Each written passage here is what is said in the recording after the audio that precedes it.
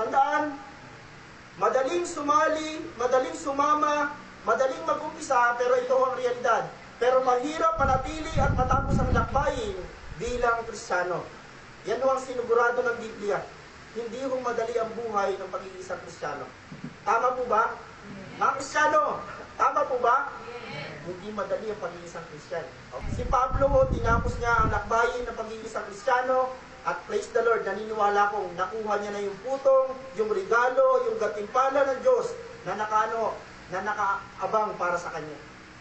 Mga kapatid, hanggat buhay tayo sa sanlibutan, yes, may suffering, may mga pagsubok, kasi hindi mo madali ang journey bilang isang Kristiyano. Pero praise the Lord, may Jesus Christ na kasama natin sa ating mga paglalakbay. Amen o? Maghirap, maging Kristiyano, pero sa biyaya ni Kristo, tutuloy tayo.